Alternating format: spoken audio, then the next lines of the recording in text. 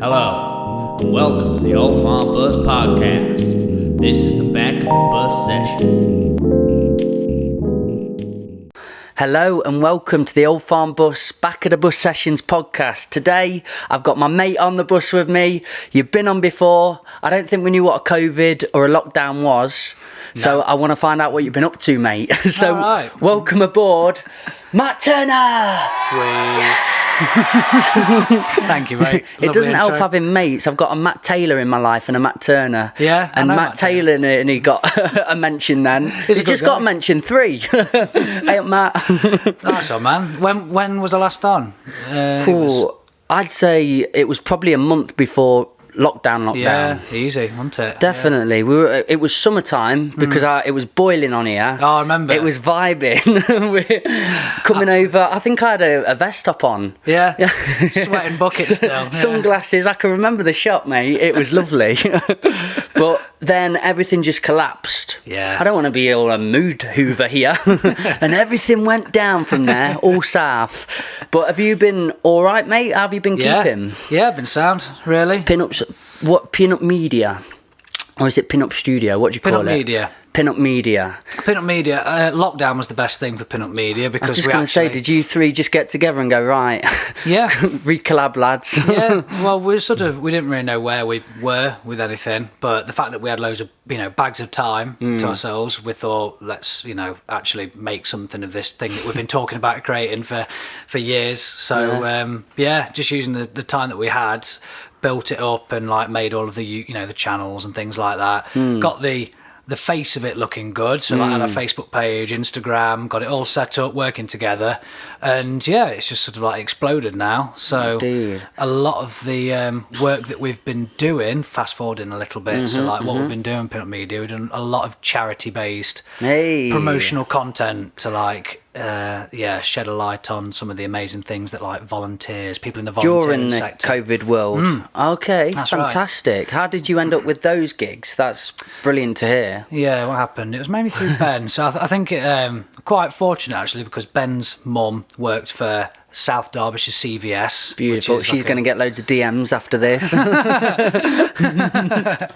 And she basically hooked us up because they were looking for a media company. They'd been given a government grant to essentially create a video on how they've managed during lockdown and how they've adapted to the whole COVID situation as a volunteer hub, based in Shardlow. So we put a bid in and got it. Fantastic. So we were chuffed to bits with that, and then we spent about 5 days of shooting just covering all the bases of what they've been essentially doing. So they had a food bank that was set up in a church. Wow. And we spoke to the reverend, and it was really cool actually. The reverend. Is it the three of you going round and seeing all this as well? Yeah, that's right. Yeah, wow. And the main challenge was you, Ben. And Rob. That's it. Yeah. Brilliant. So the three of us, the first challenge was trying to make a video and adhering to the whole social distancing thing. It was an absolute nightmare. But we've just donned all our PPE, had plenty of hand sanitizer, and luckily the church was enormous that we filmed the video in, so we could easily keep that sort of distance. But it came out really nicely, and it was incredible. Did you look like the Ghostbusters? Yeah. Full hazmat gear. Yeah, over there, Ben. Go and secure the corner. Yeah, man, it was really cool, and we ended up, because their stories were so heartwarming and they were such genuine people, and the amount of effort that they'd put in to just help out other people, literally just speaking to people who are running a food bank, they're doing it all off their own back. All these volunteers who are just incredible and, full of love. And do you want to give them a plug on here? Where can people find that organisation? Oh, South Derbyshire CVS. So just type that into Facebook, and you'll be able to see all the amazing things they're doing. Yeah. Did you learn a lot in this then, doing it? Have you done a documentary or anything similar before? Or was this sort of your first big meeting people, doing interviews, holding that? Because are you mainly in charge of the film? Yeah. And have you got one person taking direction then, which is you? Are you asking the questions? Pretty much. So I'm basically the video guy. Yeah. That's how it sort of, we decided it was going to work. I'm the video Helps. guy. We all dabble a little bit, Yeah. but like as far as it goes, I'm the video guy. Rob is really good. He's like a producer. He's good at standing there, setting the scene up and being like, this would look good this way, sort of thing. So Rob took a bit of a charge of the management of setting it up, and then he just told me where to go. I put my input in, and Ben's like the audio guy. He's did an amazing job of being there, making sure the sound was like. Was that with like a boom pole? No, I don't know why sound is that boom pole. Boom pole. Sounds nice in your ears though. No, we didn't use anything like that. We used the lav mics, essentially, for the first one. But then we suddenly realised after we'd done the first interviews, like we're going to have to properly clean these down if we want to be like properly professional about it. We didn't have time to clean down properly, so Ben had like a Zoom recorder. So for the rest of the videos that we did for them, we essentially used like a Zoom recorder on the table, which still sounded good. Like you can't beat that close mic in. Can you really hear the difference in the two? But we were very impressed with just like having a little recorder on the table. I must say I'm envious of you guys. I think I've said that before in the last podcast about you being on stage with your band and watching your vibe, but also just having a team there to support you. Because I've done I think 3 documentaries now. When I don't say that in a high profile term, they're amateur documentaries. I did one on a rave, another for ITL, which was a charity again, helping children deal with loss of a parent and a close one. Yeah. But I'm basically Basil Fawlty in it. So I've got the lights, I've got all my equipment, then I've got to do the sound bit. Yeah. So I'm trying to do that. I've just got a shotgun mic on here and it caught an overall sound. Yeah, I'm with you. And then I'm asking the questions. And with that comes so much responsibility. Oh, it's a lot to do. Oh, mate, I'm running around. When I say Basil Fawlty, I'm probably more like Manuel, actually. Yeah, I know what I'm doing. No, it's a hell of a lot. Yeah, so it definitely helps to have like a bit of a team, or even just like a couple of you, just to have that. I didn't want to say jealous, because jealousy evokes that I'm not happy about it. Definitely envious though. I'm looking at, go on lads, go do it. Yeah. But did you really enjoy that together? Has it come out well as well? I think I've seen a bit of it. Was came lovely. Out really well. Yeah. The finished product, you can find that on the South Derbyshire CVS sort of page. And do you have a portfolio for you as well for pin-up? Have you kept it on there for you? Yeah. We're basically using our YouTube channel. We've got like a playlist of all the things that we've done, so you can just visit our YouTube channel. It's good. It's growing, isn't it? Yeah, absolutely. What have you got? You've got Pin-up media that you do these sort of jobs with, but then you've also got what's the music you put on? Is it just pin-up sessions? That's right, yeah. So that's sort of like a separate entity, really. Looks like I know more than you know on this, mate. I've been doing my research. I know, yeah. So that was Ben's brainchild with pin-up sessions. That's been going for a good few years now. It looks incredible. If you've not seen it, go and look at pin-up sessions, because they're really well done. It looks brilliant. The whole premise behind pin-up sessions is just to support local bands. So we just offer live sessions, and still trying to get like funding so we can offer them for free. It's just something that we started off really because we enjoyed it, and now we've got so many bands that love the videos and want to like come to us. So it's brilliant. It's just great practice for me as like a videographer, and it's meant to meet all these amazing people. It's just perfect to give them that platform where it is all about the sound, and they can just spend as much time and effort as they want on making it perfect. Whereas when you do we give them 3 takes. Well, it's not bad though. Were you inspired by sort of NPR sounds and on sofa? Have you seen them sessions? Yeah, stuff like that. Because that was when we put busking sessions on or things. It was just, I love the pub environment, I love the club environment, but then seeing amazing artists just getting talked over, people not listening, a culmination of noise, I got a bit fed up. So I thought, right, if we could make a space where it is when the artists are on, that's the focus. Yeah, man. That'd be just beautiful. So I'm happy we've managed to create that. Yeah, 100%. You do a really cool job. Do you think you'll be able to get, when we are allowed, an audience with the pin-up sessions? Yeah. Could you get a few in there? We'd love to, yeah. That'd be cool. We have done it in the past. We did a pin-up sort of presents live gig. Oh, wow. So who was that for, do you know? that was, we had 3 bands. It was Scribble Victory, a band called Rex, REQS, great band, check them out, and who were the others? Oh, Pretty Babs, of course, because they were the first 3 bands that we your mates. recorded. Yeah, proper fanboys of Pretty Babs. We are, we're to bits. And it was amazing. That was we just did 1 song from each live set and put it out there. But we'd love to do that again, in a post-COVID world. Yeah. Because God, how ready are you for that world, mate? Yeah, I'm so ready now. Look at us, our beards started to emerge. I bet if we compare both podcasts we've done together and put them side by side, you've got me, hey up Matt, how are you doing, mate? Yeah. So, and Matt, and how are you feeling about this changing guitar? It's been ridiculous, hasn't it, for everyone? What about the music videos as well? Is that quite a collaborative effort that you're doing with the lads, or is that more your gig because they've already had their songs recorded, mixed and mastered somewhere? Or do you try and keep that all in the same pin-up? The reason we actually created Pin-Up was because we didn't want to make loads of Facebook pages for all our different things. So we used the Pin-Up umbrella. Yeah. Production, because it was getting daft. We were going to have Matt Turner Media, Matt Turner Music, Ben Marshall Production, the Pin-Up sessions, and then it was your just band as well. Yeah, so and then Rob does mastering, and he does production work as well. So we're let's bring it all under one umbrella and essentially just put everything that we do out on this one page. So video work, it is pretty much my thing. I do loads of video shoots just on my own a lot of the time because a lot of bands and groups, they don't really have a budget to have a full everything together.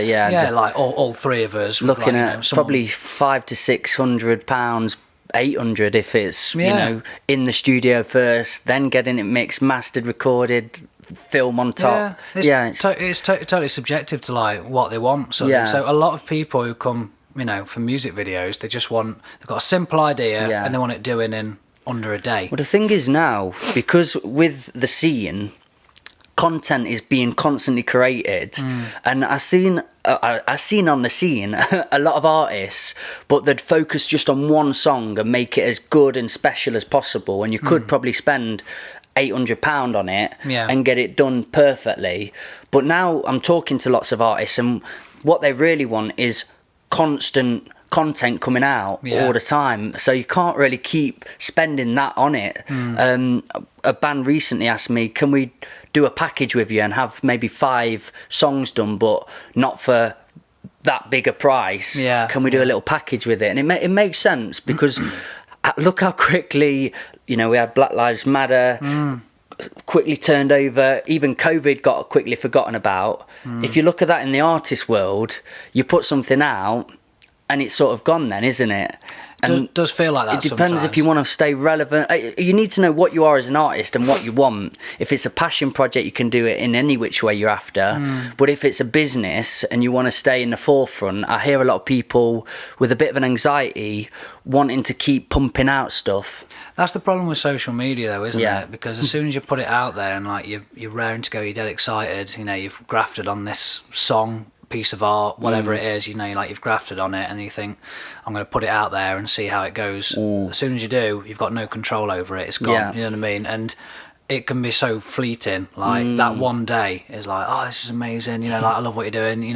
Brilliant. And then the next day, it seems to fall off almost. And I think you can't get caught up in that sort of social media mindset of the route to happiness is this constant plaudits, validation. For me, I try and sort of detach myself from it and just be we'll put loads of work and effort into it and we'll put it out there, and I'm just trying to go in with the mindset if it's good, people will like it, and if it doesn't sort of take off, then you can just work to do better sort of thing. But by all means, be proud of your work, put it out there, but you mustn't obsess about it. You mustn't obsess, or because you can just get bogged down. And if you're chasing the likes, you know what I mean? It's a vicious cycle, isn't it? Yeah. Vacuous hole to fall into. But totally, man. I think with everything, I try and build a nuanced perspective or balance in that. Yeah. And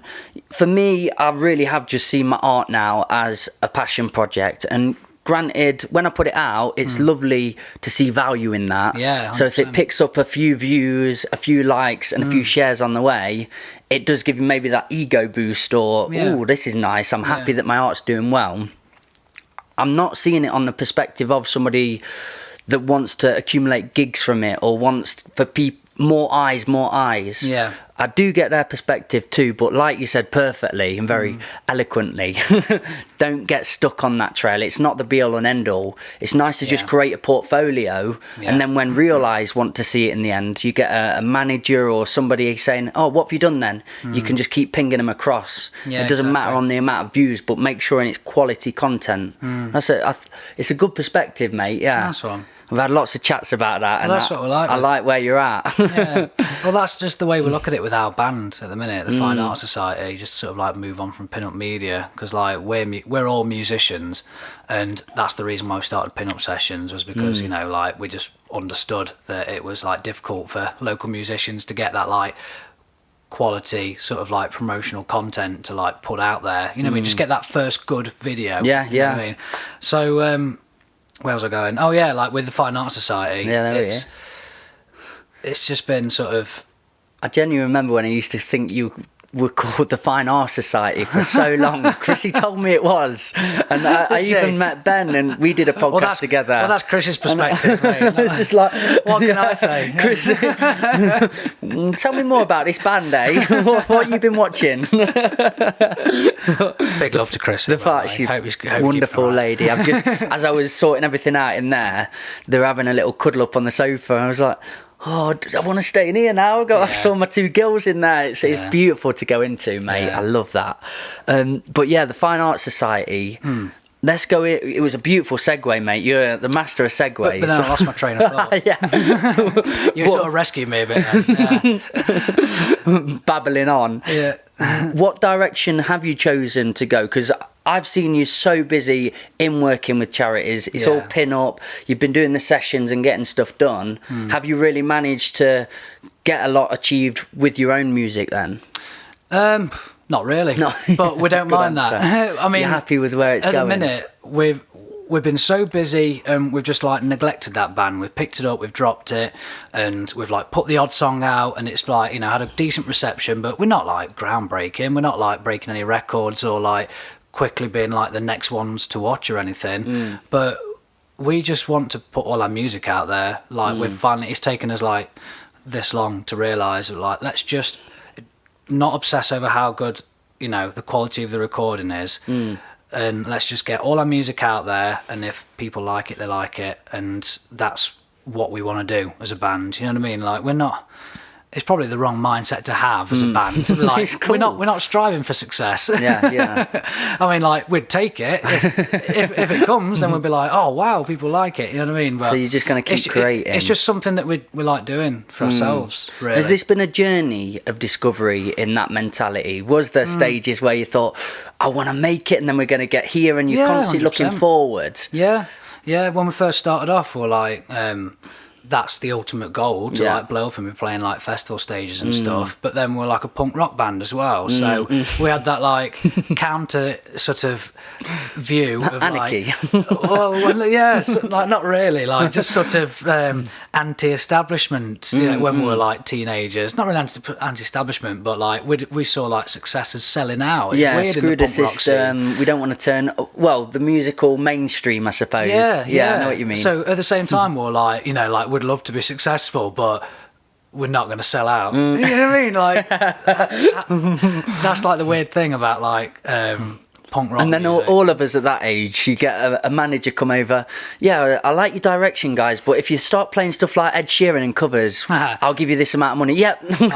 See, that's one thing I don't agree with. Like, I've seen so many bands I've absolutely loved, and then when they've like signed to like a management, manipulated. everything gets deleted. Like Facebook disappears, Instagram disappears, all of those memories of like them up and coming as a band, and then all of a sudden they've got like a brand new social media pages, and then they've like started afresh, like they've only just arrived, and like I'm not a fan of that. Like, Feels a bit grubby and false, doesn't it? Yeah, well, sort of like, I don't know, you're just deleting the past, aren't you? It's like, what's wrong with, people who really like this band who've just been signed to management or, a label, to look back through their social media and then see the pre-signed band and be like, oh wow, that's what they used to be like. And completely. You know what I mean? And for the band as well, like you need to keep those memories. I've said it towards podcasts and musicians and lots of people that I admire.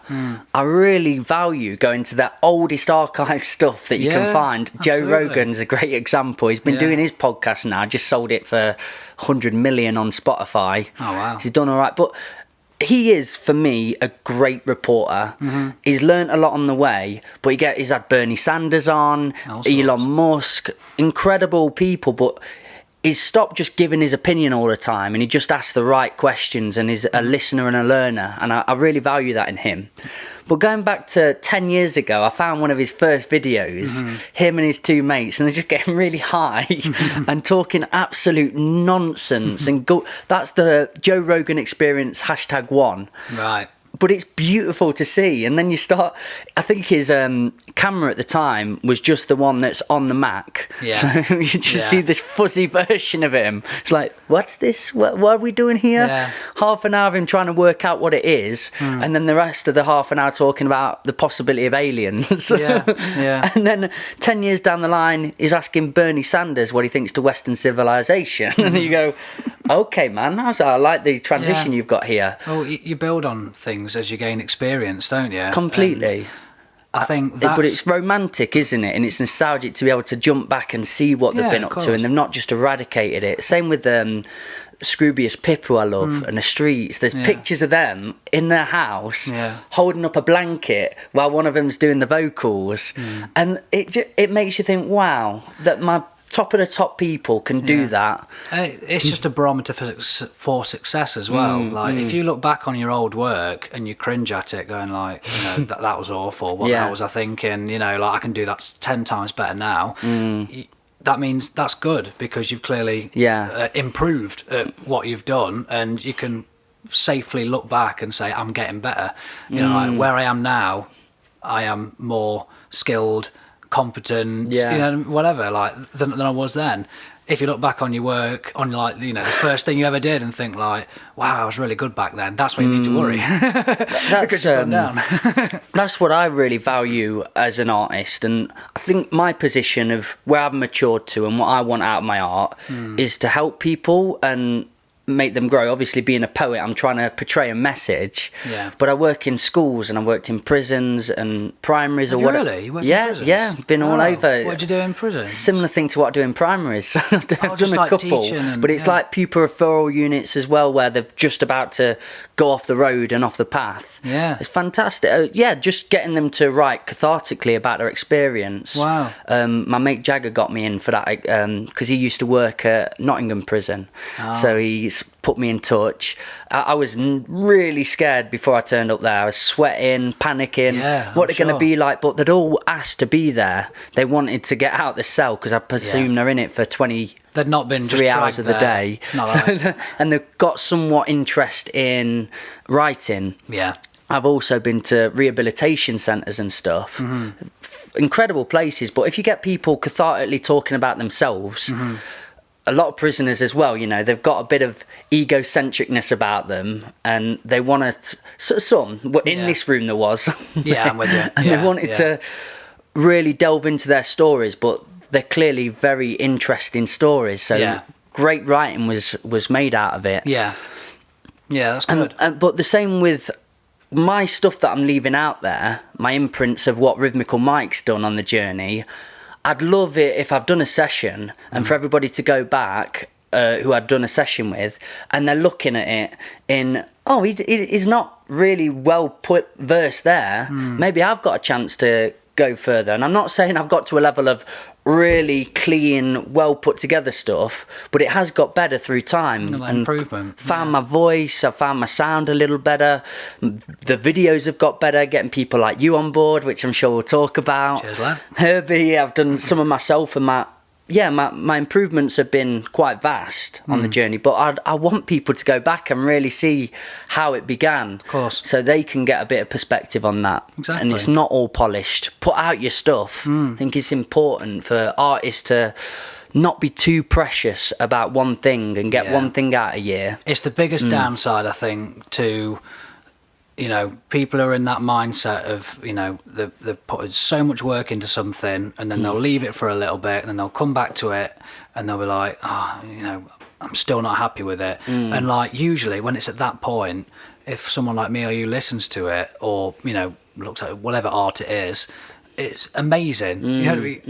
I think that's been like the biggest thing. And like, this is what like Ben's told me as well, working in a studio. So many people is like recording, it's like the best stuff that they've ever heard, and then they've still been a bit like, I could have done this differently though. I wish I could change that. Like, I love it, but I wish I could change that. And that attitude's not terrible, because you want to better yourself all the time, which is a good attitude. Yeah. It's just, don't let it stop you from doing things. That's the thing. That's the attitude. Yeah. Have you had a lot of work on then, even in these times, with making film, and managed to I've actually COVID safe, but find a way of doing it? Yeah, even through like lockdown, and they said that studios could stay open as well as video shoots, so long as it's COVID, secure, as long as you can keep the distance, and as long as everyone wears masks. Yeah, we're sat 30 foot away from each other. Matt's actually at the back of the bus, front of the bus even. But yeah, like I've had quite a few like little jobs that have kept me ticking over, to be honest. There's been yours, which has been a real long time coming. I mean, how long's this project been, dude? It was well before March 2020. When did we start it? Wasn't it summer 2019? If I'm not mistaken. I think you're correct. Yeah. I think you're definitely correct. It'll be coming up to 2 years. Dude, you understand? You're speaking to the most impatient person ever. I told you about my story yesterday, buying a camera. I got some money come through for a job I did with Leicester. And then I said to Chrissy, I won't do anything daft. I won't buy anything till the morning. And then this opportunity, not really, but I saw a really good offer, and I just thought, 1 a.m, cheap buy. Oh, here we go. Pressed it. Yeah. Did a little bit more research. That is not the camera you want, Mikey. Yeah. Chrissy, how do you stop a payment? So, I can't wait a night to buy something. So for a project to have taken me more than a year to achieve, I've been pretty good. I think it's mental, because usually I'm used to filming videos in one day. Like, usually the budget's like so low, it's like it needs to be just you with a camera. I've got this very basic idea. Can you build on it for me? And can we just get it all done in like half a day or a day? And then that's it. So there's a lot of pressure with that. You'll know all about it. Like 100%. being, a videographer as well. Trying to just get it all, right. Make sure you've got enough shots, and then that horrible feeling when you get back to the edit, and then you realise that you could just do with like one clip, and you didn't get it, and that's it. The moment's passed now. You know what I mean? Like they haven't got the budget to come back for another day, and blah blah blah. But with this one, we've had a totally different approach to it, haven't we? Like, probably by the time this goes out, the video will hopefully be fingers out. crossed. So Yeah. It's for your song Travel, isn't it? Visit Rhythmical Mics. I've promoted Pin-Up for half an hour. So check Rhythmical Mic out on YouTube, Facebook, Instagram, all of that. The song's called Travel, and I had as soon as you sent me the song and you said I want like a travel based video. It's called Let's Explore. It's on Spotify. I thought you called it I just sent it you, and it says Travel on it. But as you were saying that, I thought, what is its name? Let's Explore. Rewind. Because it's in an EP, and I've tried to rhyme all the songs. Oh, nice. Let's Explore, I Want More, and another one. So cool. Little details. A lot of stuff, brother. Yeah. Well, that's good. Like that you churn them out. But like we're saying with the approach thing, thing. So you came to me and said, like, I want a travel-based video and I need it to convey the message. And as soon as I listened to it, like, the imagery that was, like, conveyed to me from your vocals, I just had it all in here. And I get that very rarely Thank you, mate. when someone sends a song and they're like, I want this idea, and I'll usually struggle to sort of see. But with this reason, for some reason, I could just see the finished video That's from start to amazing. finish after like a few listens. So I just thought I'll get it all down on paper. I'm not just gonna, like, you know, sort of be like, oh yeah, that'd be cool, and try and wing it. I was like, I'm gonna make a full-on plan for this. It's going to be like a shot for shot, Which I really valued. I've really never had choreographed. that before. Yeah, and Made it a lot easier. hell of a lot easier. Yeah, so it was amazing. Like, shot like the first video and we got like a fair bit done. The first day's shoot, Yeah. I mean, we got like a fair bit done. Went back, I just dragged all the files into place. I'm like, brilliant. You know what I mean? Day 2, dragged all the files in, and then from doing it that way, I was looking at it and thinking, I was getting more ideas, like, that would be, you know, in this section of the song, it would be cool if we, you know, went and on the bus and had a little globe spinning. And... Oh, I love that shot. I've really changed my approach to how I create from this project we've done together. I've really enjoyed it, giving it a bit of breathing space, putting stuff together, piecing it up, seeing what we've got, having a few days of, what will work. Right, I've got this shot, Mikey, I've had this idea, and collaboration in thought, going back, filming that, and it's just happened really organically. I know, over a long time, and we've done a lot of stuff on our own accord and different projects throughout anyway, but having that as a backburner, knowing it exists, and later down the line, what's it evolved to, and it still feels a really important piece to me and something I love. So when you sent it me recently over, and I've not seen it for ages, I had a lovely view of it. I remember them days. That was great. And going back and thinking of the new stuff and old stuff all together, I'm really proud of the whole product of what you've created. It's fantastic. It's come together nicely. It looks cool, doesn't it? My one worry was that the video was going to be disjointed, and you'd be able to that's see the what I was seams. trying to get at. And that's my one worry, but I feel like just taking that time just to plan it out really meticulously, it's almost seamless, isn't it? And it's just it's my first proper jokesy one as well. I was, when you sent it me, the secret file, I was a bit nervous. I got butterflies, and me and Chrissy were playing it, but there was some laugh out loud bits where I thought, oh dude, that's good. The fact that it's hopefully portraying an important message or something in the lyrics that are important to me and some people might appreciate, but then the comedic value to be able to be there of quality though, because you can get comedic film but it looks very amateurish, do you know what I mean? I love how what quality you create. Have you been doing other projects, other people as well? I want to hear it all, because I love videography. So I've done a video for a guy called Andy Rue. That was at the start of lockdown. It was when things were just starting to open up and there were like less restrictions, and we managed to film like a boxing themed video in where was it? It was in a boxing club in Mansfield, and the guys there were amazing because he had like a very sort of particular idea for the video. I think the song was called Equals, and it was around about the sort of Black Lives Matter movement, and he wanted that positive message of equality. And there were 3 lads from this boxing club who like really wanted to be like the stars, like on actors it. in it, Every scene, like Ricky Gervais in Extras when he keeps getting into the background. So I was the owner of the club, Rich, and then there was Curtis. Is it Rich Jr. Panarsky?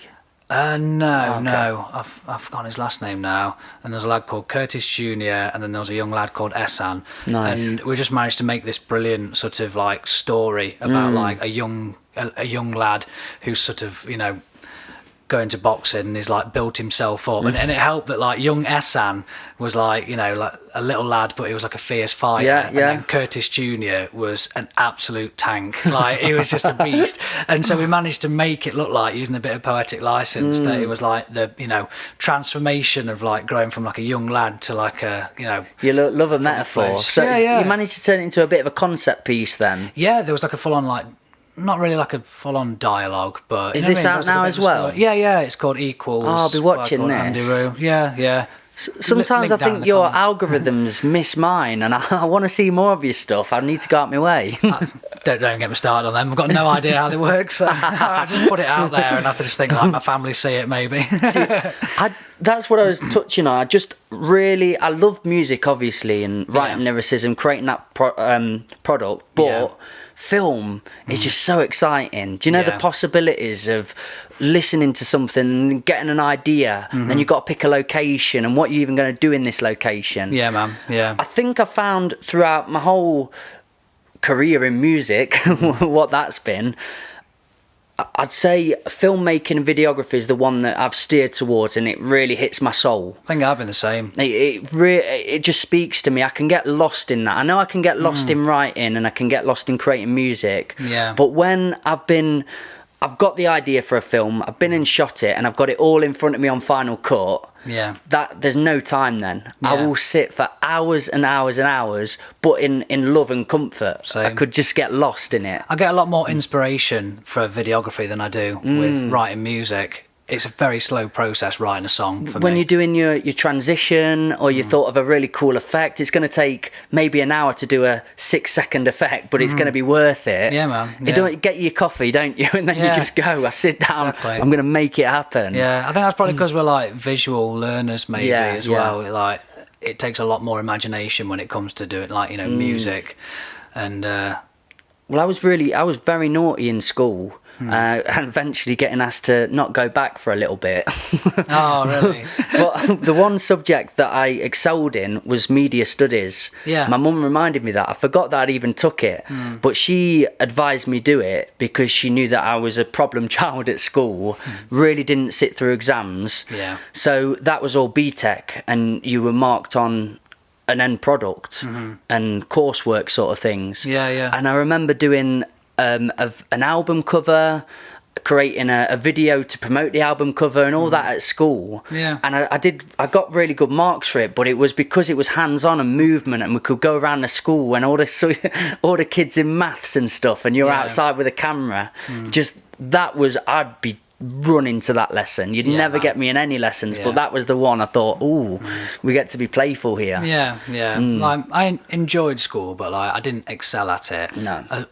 But thankfully I went to a creative technology sort of school, so they did do like music, creative arts, whatever.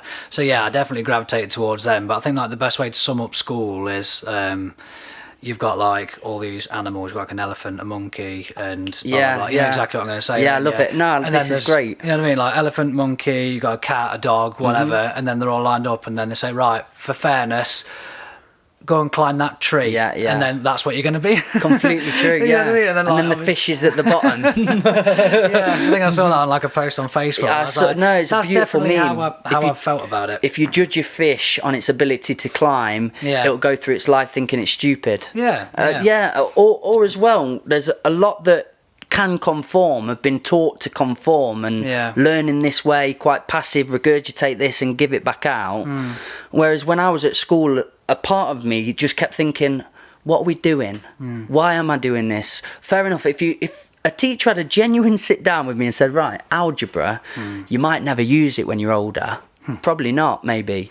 But if you pass this exam and you can show that you can learn, then it's going to open a door here and a door there, and you're going to broaden your chances of whatever you want to do.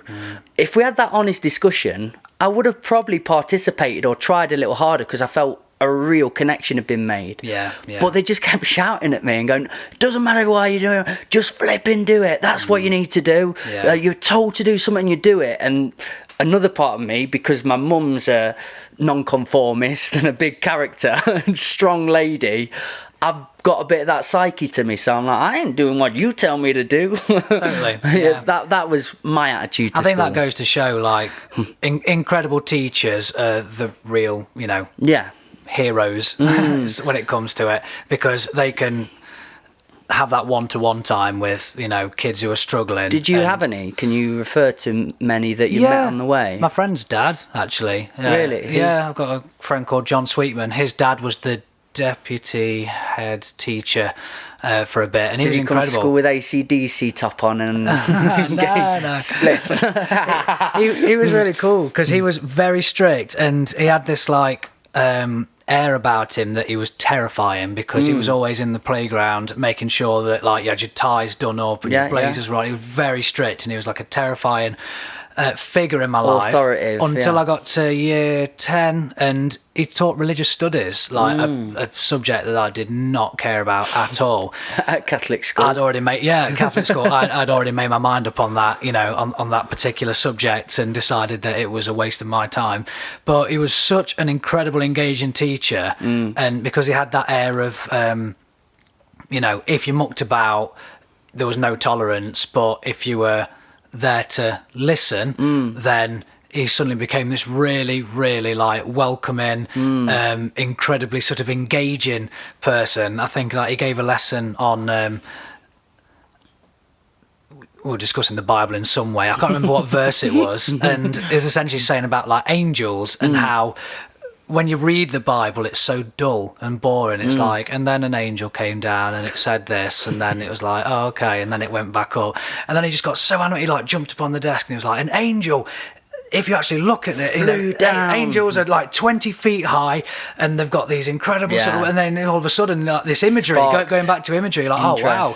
And then he said like, and this particular angel, it says in the Bible, he in one gaze he leveled an entire city. And it's like, think of the power of it. And it's like, oh wow. And then there's like a 14-year-old kid, you're like, yeah, you're right, it didn't work on me. But I was like, no, the characteristics I respect that, you're on about, sort of really embellishing a story and engaging children, just making it engaging to kids. Engaging. And it sort of, for me, it helped me realise that like the basic fundamentals of like Christianity, like your 10 Commandments, I just thought like, I'm going to take that, and I think they are like good tenets for life. You know what I mean? So like, do not kill, obviously. Great moral compass. Doesn't need explaining for a few people, but like for most people, I mean, and like just treat others as you wish to be treated. It's the treat golden rule. Is that what you got? Oh yeah, exactly, that's I heard it in a song. It's a Najabi's song. I was with mates, and it was at a time that my mind wasn't doing well for me. Okay. So I was going through a bad patch, but I put this song on, and I'd never heard it before, and the rapper was just such conscious lyricism, so I thought, I'm clicking in here. And he said, every day I'm measuring the hurt within the golden rule. Looking in the news, measuring the hurt within the golden rules. I thought, what are the golden rules? So I typed that in, and it was actually in every religious scripture, and there's hundreds and hundreds of them. The same rule applies in all of them, but it's just said in a different way. So you can look at how it's interpreted in each way, and it is treat others as you wish to be treated. It's basically in every religion. Yeah, don't be a dick. I did hear though a Matthew Mcconaughey interview I had recently, and he even went further than that on the golden rule, because he's a religious man. But he said something quite beautiful. He says, well, go even further than that. Why don't you treat others as they wish to be treated? And I thought, oh, that's another addition. Mcconaughey the Messiah. Oh mate, he is a good interviewer. He did a Russell Brand one, a Joe Rogan one, and then I just listened to him on his own.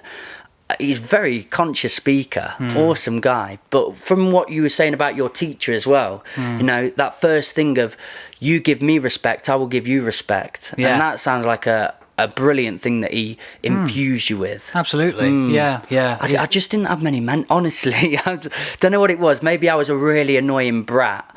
But I had probably one mentor in that school, and he got kicked out of the school within 3 to 4 months because he had a completely different way of teaching. And luckily, I work for a company called Independent Thinking, and they're the fish swimming the other way. Wonderful company. The founder of it, Ian Gilbert, loads of books out of philosophy for children. He's got this book of thunks, and it's all mate, I love the whole people. Laurie Illingworth's dad worked for them, Martin Illingworth. Nice. But there's incredible teachers in there that believe, if we've got a school full of a monkey, an elephant, a fish and all that, they're all going to have their all unique ways of teaching. So let's work it out what works best for the student. And that Mr. Griffiths in school, for me, who was there for 3 months, was that person. Yeah. He'd come and talk to me. He knew when I needed a bit of a slap. He didn't give me one, but he sort of said, "Oi, what you playing at?" Put your ideas up. Then when he gave stories and he talked to me, 'cause I'm dyslexic and claim myself as stupid, he'd come over and say, no, you're really bright, but you see things differently. Yeah. You need to use your superpower. And he was powerful, but he got buggered off. And then I went really naughty then. I thought, right, if you're going to get rid of my mates, the only ones that can listen to me and teach me, I'm going to be as bad as I can. It's teachers like that can save lives. Yeah, I completely if you want to boil agree. it down. Yeah. We live in a culture, truthfully, because I did a podcast for my Words and Wisdom podcast with my other mate Zach, and we did one on depression, and we're just finding out statistics and looking at online abuse and whatever it is. And I found out in our age category, the leading cause of death is suicide in men and women. And that was from 20 to about 45. It wasn't heart attacks, it wasn't cancer, it wasn't anything else. It wasn't old age. Yeah, yeah. It was suicide. So people literally going, "I'm out, Skiz. I don't want this world anymore." Yeah. So there has to. We need to look at every part of society, every part of the fibre of education, and how we conduct each other, and look at civilization really to just make an easier world. And I'm not being a messiah here, but it just, when you look at a statistic like that, it makes you sort of sit down and go, we've got something wrong with this one element, might need clicking back in place. There's plenty wrong. But I think it's just having the avenues there. I think it's spotting the signs that someone's not doom struggling. and gloom either. No. There's lots of ways of. We've built a structure. We've built a civilization and community that does work. I'm not a massive anti-capitalism or anti-anything. I just think we need to realign different parts of the machine. Well, that's society. Like, it's constantly changing. You know, it's a bit like science, isn't it? Like, something works for a bit, and then someone comes along and says, "Oh, look at this! Look at this way Blows it out the water that we didn't know about." And then I'm an optimist, it evolves. and I think to a degree this is what COVID has done. People that were in jobs that were very passive, and like I worked in Thornton's for a while, and I've had friends that worked in Thornton's and did commit suicide in the end. But it's where you do a little questioning with yourself, and you go back and you say, well, what am I doing here? Delivering packets of chocolates, and what's that doing? Adding to an obese country that are already struggling, and what's that doing? Adding to the. If you go back a little bit for me, I couldn't find purpose or meaning or value in that job, particularly when the boss sort of said, right, go in the corner and mop a corner that has never been seen in its life. You've given a robot a job that has got nothing to do with itself or any passion infused anything. Yeah. I think that's dangerous to give people these jobs. But now COVID's happened, we've sat down, and a lot of people that I'm talking to on the daily are saying, well, I've started to rethink my life. I've started to pick what's important, family, and they're talking about very wholesome, important attitudes. I do. I've got an optimist mindset to go, I think it's recalibrated a lot of society and how people think and are going to approach things when we go back round to normality, whatever that's going to be. An awakening, in a way. I think it might be an awakening for a lot of people. Completely agree. Definitely. Just spending so much more time with family and realising that it's so much more important than than anything else. Yeah, what you might have valued in the past. Absolutely. Because you've not had that slap in the face or awakening. Yeah. Kerry, my partner, she a few years ago went to Ecuador. Wow. I think it was to do with university, and she spent 2 or so months there. And she did Colombia as well. And she said both times she came back, she said the South Americans, she just loved their attitude towards family time and downtime. Yeah. We're all caught up in the rat race, and like we're chasing our next paycheck because that's the most important thing. Like if we miss that next paycheck, then life's going to be unthinkable. And over there, it's like it doesn't matter. We need to sit down. We need to have this family meal because this is the most important thing. And I think travelling is when Ella's of age and she's lived her life, I'm going to give her the most advice to get her out of here, even if it's absolutely. a month to 3 months, maybe a year. Years old? Yeah. She's just got 3 months Come now, on so now, I reckon she's about there. Right, you go. You can stop waking me up at night now, love. Go and see the world. There's a whole world out there. I was very blessed because I got out of school, ended up with nothing, no GCSEs. Maybe I got a chance to do 1 or 2, flunked everything, and I just buggered off. I went travel. I did a year in Oz. I did a year in South Africa, Southeast Asia. I was blessed for that. But I have seen an article once, and it made me wonder, and this is not to plug the song again, but literally everything that song we've just made is about. It's like South Africa will show you how to take it slower. Then back home it's all go, go, go, like a Rambo sequel. And I just remember travelling the world and seeing infinite possibilities of cultures existing and people being. And when I did come back home, I think my mum, her want was for me to go over and see how lucky I've got it at home. Yeah. Go to South Africa or third world industries where it's poor and they can't eat, they can't survive. And granted, that may exist in certain areas, but I went all up and down the coast, and realistically, there was 80%, 90% where they were living in perfect harmony and cultures and civilizations and small tribal mentalities where they spent, I'm going to say, 10 hours of the day, 12 hours of the day in pleasure and enjoyment in whatever that was, relaxation and being together in family. And the other parts was community-based stuff where they're building things and gathering food or whatever it is. So living to quite simplistic natures. I feel when I got home, I really noticed the fact. I mean, I got dropped off in London, so I'm in the underground straight away. Everyone's moving about, no one says anything to each other. Yeah, so and fast-paced. I really don't want to be a pessimist. I do love parts of this culture, and I love the UK. Most people, when you talk like this, they well, just clear off then, get out of here.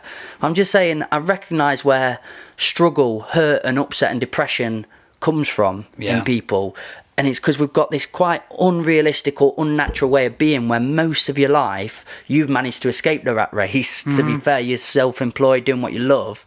But there's so many people that have been caught up in it and just on this treadmill, and the majority of the day is spent doing something you don't want to do. Yeah, Ouch. That's right. Ouch. Yeah.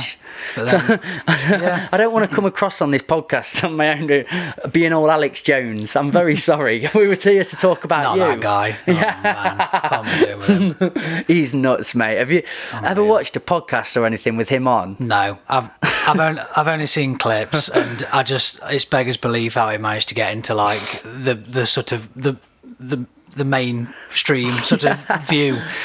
How he's just a nutter on a street corner. He's terrifying, shouting all sorts of stuff, and just the problem with Alex Jones, and you know, I'm not a conspiracy theorist, but what he has done in elements of it, and he will admit to making right balls ups, but he has exposed some genuine things that have come out as not just conspiracy but truth. What about the water turning the frogs gay? Oh, I'd listen to that. I mean, I've not seen many gay frogs in my life, so I can't comment on that.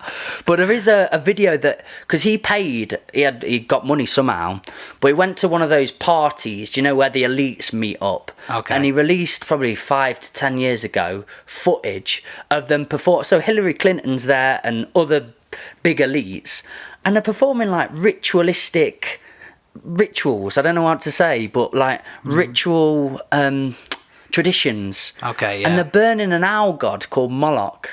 Genuine, you can watch it yourself, and they're all there. And he went and filmed it all and brought it out. And then he interviews a few elites, and they're like, "You're a terrible human for doing this. You know, you don't know what you're exposing." And it made me go, poor owl. It made me just go, I wonder what does happen when they all meet up in their strange little communities and circles. And if the elites want to plan whatever they do, there's more opportunity with money to plan something. But let me just steer well away from conspiracy and dive back into, how are you today, Matt? Before I get Well, I was all right. cancelled and called a nutter. No, we're not going Alex Jones today. Not today. That was the only thing. I was just saying, he's a very interesting character. And I've looked at stuff with healthy skepticism. Yeah. And not just gone, oh, he's an idiot. No, that's or, fair. oh, he's a whatever. that's interesting, whatever he's reporting on. Yeah. Still scary. Yeah, still terrifying. So have you got a vision of a post-COVID world? That's a good question. Me personally, I'm an optimistic person by nature. I'm not pessimistic, but I do think that masks won't be going away anytime soon. Social distancing won't be going away anytime soon. I don't know what's going to happen after this vaccination program's been rolled out as well, because they're saying that we need that herd immunity, don't we, to essentially, conduct society back as it was before. No one knows, I think, is the answer. And it's just... I can grapple around in the sand and try and find... Yeah, let's go in the quicksand together. I don't think anyone knows. It's just brought so much out in people, but also teams. You've got vaxxers or anti-vaxxers, maskers or no maskers. Well, that was long before the pandemic. That footballification, that polarisation, wasn't it? It was ridiculous. I think people see two teams, but I think you've got to see three teams where there's really polar this or really polar that, and there's got to be people in the middle where they go, oh, they're a bit daft, or oh, they're a bit daft. But the other people on the opposite sides are going, they're completely stupid, and the people on the fence are daft, or the other side going, they're completely stupid. The thing for me with vaccines is it's just healthy to say, well, it's great, and thank God for science, and I really appreciate science, because it's so new, because I can see where the skepticism comes from in people. I can see why there is nerves towards it. To just go, oh, you're just an anti-vaxxer, or you're just stupid and you need to get this in your arm or get it done. I also understand that concept. I think we've got to have compassion in this time. Everyone has their own personal reasons, and so if we want to focus on the vaccine, for example, a lot of people are allergic to a lot of things, and they've had allergic reactions to flu jabs or to tetanus jabs and whatnot. So there are perfectly reasonable reasons for and look why what happened with polio. Millions died from a polio vaccine in different countries. They didn't take well to it, and there was hundreds of deformities in birth. So we solve a problem, we put a mask on it, and then we don't know what happens in 10 years time to 5 years time with births and defects and loads of things. So I just go, I'm one of those, I want it to be right, I want it to be true, I want us to have found something fantastic, and I wouldn't want to deter people from taking it. No. But I want to be compassionate on the other side to go, I totally get where you're coming from, because if we've had cancer existing for so long, or so many diseases, I understand where if this thing just comes out of nowhere and then people go, oh, we've solved it, okay. Well, it's not really like that, is it? Obviously, we're not qualified to really be talking I think about we're not qualified, but at the same time, it's essentially going to work like the flu vaccine. This is, and you're going to need like a booster top up, probably annually, because I think we are just going to have to live with coronavirus now, but it's going to be a little bit like how we live with certain colds and diseases that we have to have like boosters for. I would definitely, I am not a scientist, I am not a doctor of any sort, and I'm not qualified. Nobody should be getting medical advice from this podcast. Definitely don't come here for it, and I need to put that precursor in, but it's a good conversation. It's one that you can have in your communities, and we shouldn't feel, if you're not of a certain order or you've not got a certain skill set, that you shouldn't have these conversations, because the more we have them and the more truths of how we're feeling are coming out together, then we'll probably get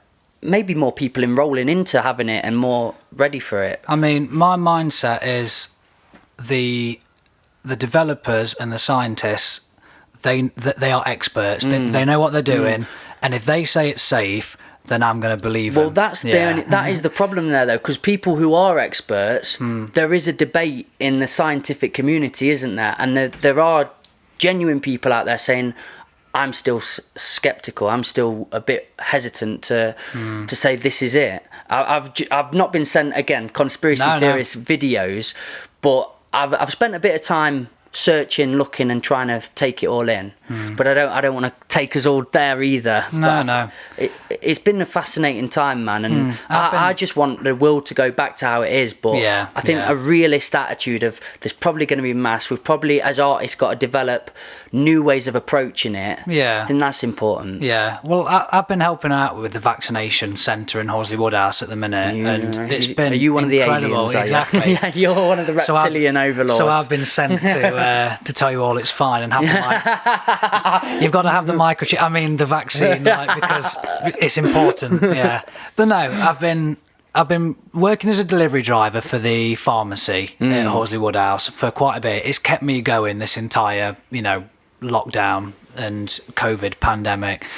And the new owner of the pharmacy, he was raring to go with the vaccine, rollout, because you've got the centre at Babington, which is all the GP surgeries that have all clubbed together, and they're rolling it out at Babington Hospital. You've got the one at Derby as well. And it was only towards the end of last year the government said that high street chemists and pharmacies can also, roll out the vaccine if they can. So Bal, he jumped at the chance and he wanted to make a difference in the community, and because we've got such an aging population in this sort of Horsley Woodhouse, Kilburn, Heenan, this sort of Amber Valley, in this area, it's such a huge aging population, and a lot of them can't get to Belper or to Derby, so it's been a massive effort on his part, and I really wanted to do something to help in that. Obviously, I'm not medically trained to administer the vaccines, but they needed all sorts of staff, be a part of the admin cog. staff and volunteers and whatnot, just to help with the crowd flowing through in a safe manner. And I can just share a few of my stories from the 2 days that I've done. We only started on Thursday. I don't know what the date will have been. Anyway. Yeah, Tuesday. It's Tuesday today. I don't know. Yeah. Anyway, we started last week. Time doesn't matter to the viewers at the minute, because this is coming out. This is live, remember? COVID's probably gone now. Yeah. So congratulations to you.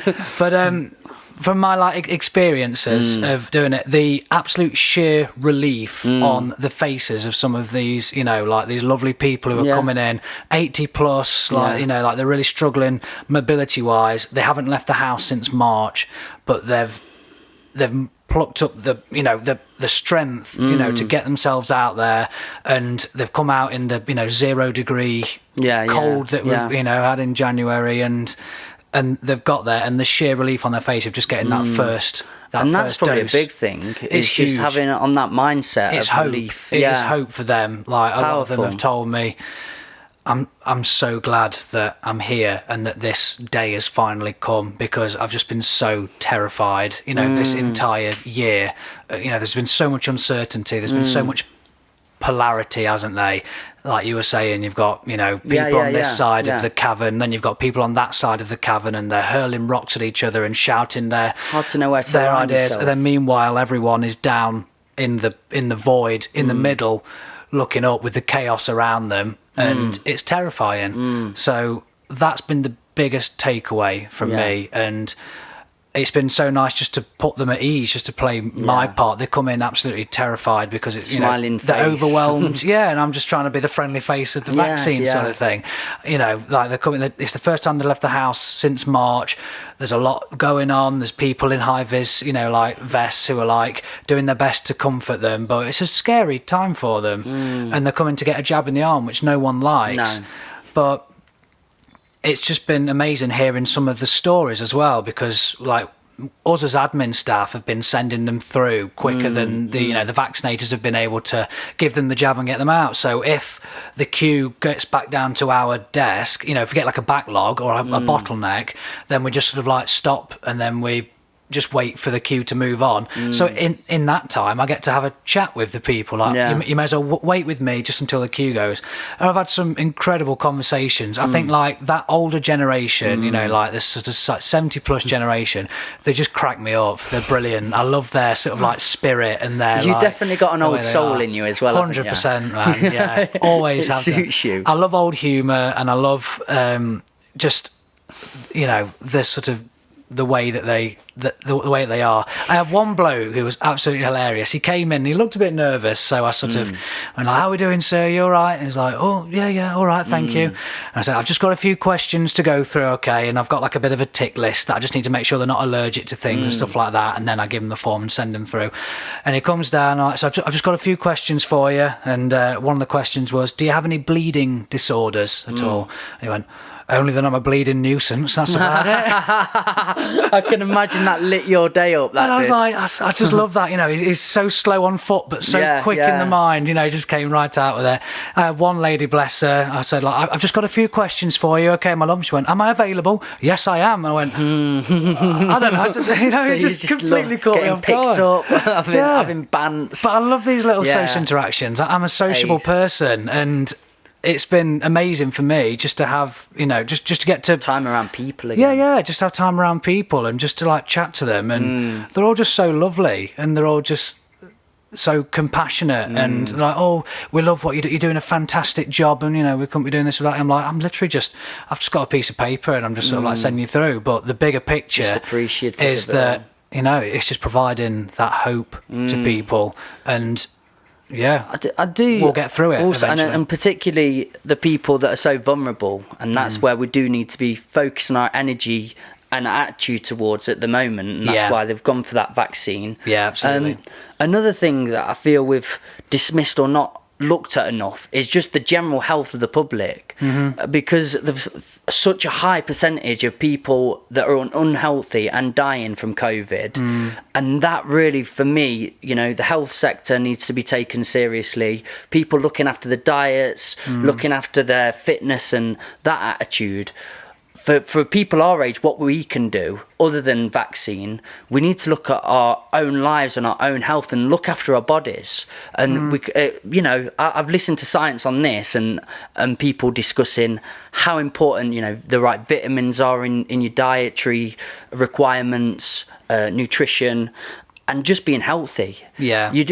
I follow on my Instagram lots and lots of fitness posts. It's really hard in the Western world. I think that's probably why we are one of the most unhealthiest nations going, because it's hard to be healthy. It's expensive to be healthy, and Can be. Our sort of society is set up to promote an unhealthy way of living, isn't it? Yeah. So I think And it's anaesthetise you.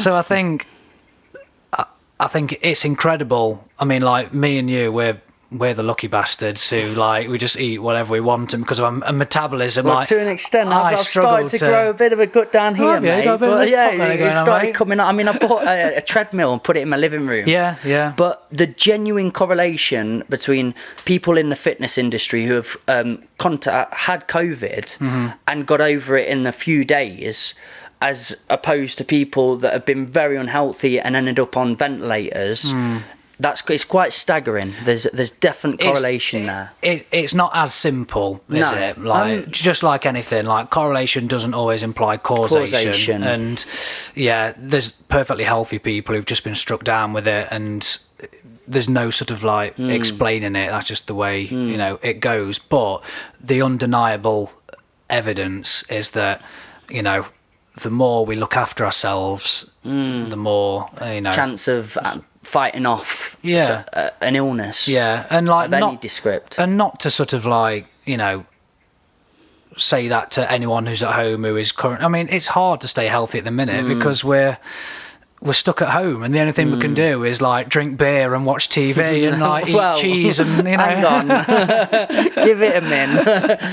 I think there's really important attitudes to be added in there where you can get your exercise in. Yeah. You could, instead of just going every night to the same sitcom that you go to, putting a quick Joe Wicks on, giving it everyone. And I'm not saying that's going to eradicate COVID, but I think it will definitely give you a better chance of fighting any illness, any disease, and looking after your body seems to be something that the government, in my eyes, have not focused in on or looked at in a serious manner, in my opinion. It's a very complex problem which unfortunately is not going to be solved on the Back of the Bus podcast. 100%, but we can hash it all out, I think talk about it. Talking about it is the main thing, isn't it? I personally think conversations beautiful and important, and what we're lacking at the minute at times, because when 100%. you've seen what we've just spoke about so much in the podcast is a team and a team polarity, the polarity, and it's not getting resolved or sorted, and it's only furthering. And the truth for me is conversation. Let you know where the person's at. You don't have to agree with everybody on everything ever. You just have to be willing and open to have discussion, have conversation, and explore. And you probably most of the time meet in the middle at some point. And that's what you do naturally. In like a face-to-face conversation, people always try and like find some kind of common ground to meet in the middle. Whereas on social media, you don't, because it's not a true representation of a conversation. Both people have anonymity. That's not the right word, but both people Being are anonymous. The pronunciation was wrong, but the idea was there. I felt it. And it's just not like a true representation of a conversation. So I think that's just what like stems that polarization, isn't it? Because like we've got no will to meet in the middle. But I think just having more face-to-face conversations and just trying to sort of like leave personal feelings at the door, and just know that if someone is, you know, skeptical about a certain issue that is like very widely accepted, just try and meet them in the middle, just try and understand their thinking, rather than, as you say, just sort of like throw rocks at them and say like, you are wrong. I apologise, the COVID's actually not been brought up in the 54 episodes. You're joking? Really? I mean, there's been little COVID or whatever, but not really discussed it, not had much conversation of it. But speaking to you, I know you're my mate and we talk. Hearing your side and knowing we're not of agreement on everything, of course, but we know how to have conversation, we know how to have discussion. But that doesn't mean that we can't be friends. Well, I mean, get the hell off of it. Get off this bus. What do you mean you're an anti-bus, man? But that's why I thought, you know, where the conversation started going towards and how it organically got there, I thought, why not go down the COVID route and have that discussion, because it's interesting. And for even people, if you've managed to get this far through, hearing to what I like to see as rational people with our own mindsets, we're thinkers, to have a discussion on it might be quite healthy and not a bad thing at all. We're not gonna the intent isn't to solve the world's problems. No. It's just to put them out in the spotlight. I'm not a messiah, and I've never claimed to be, but listen in. Having things in the ether, I think it's really healthy for what we want to achieve next. 100%. And if we're going to get more people on side, whatever it is. So okay, we'll sign off with a life lesson. We're getting into it's beautiful. Talk more. Just let's everyone be just mates. talk more. It's a tiny little For world. goodness sake, you know what I mean? I've got lives to live. I've got edits to do, mate. I've got a beautiful baby on in there, and I've got to play dad in a mo. Congratulations, by the way. Thank you so much. It's the best feeling in the world. It doesn't get any better. I'm chuffed to bits. Even for the both crying, the pooping, everything. You'll get used to that. It all comes in the package. That'll be nothing. Just let people know what to expect from you, or where to find you. Any of those things. Yeah, so if you want to follow Pinup Media, just type in Pinup Media. Yeah. If you want to follow any of our music-related ventures, type in The Fine Art Society, and you'll find loads of stuff on YouTube and social media there. We've got much new stuff coming out for them. Yes, we've got a new song that we're very, very excited about, which is going to be coming out very soon. Okay, yeah. Don't worry, I got the hint there. Don't go any further in that. Watch this space. Dude, thank you so much for being. I've really enjoyed that. I like where we started and where we went to and how we've ended. So thank you so much, man. Thanks for having me. Guys, you've been a part of the Old Farm Bus, Back of the Bus Sessions podcast. Thank you so much for being here. Like me and Matt say, we're not experts, but we're just having a chat. So be nice to one another. Big love to you all. Just keep smiling. One love. Nice, what a dude. sign off. Yeah, very baby. professional, mate. Thanks.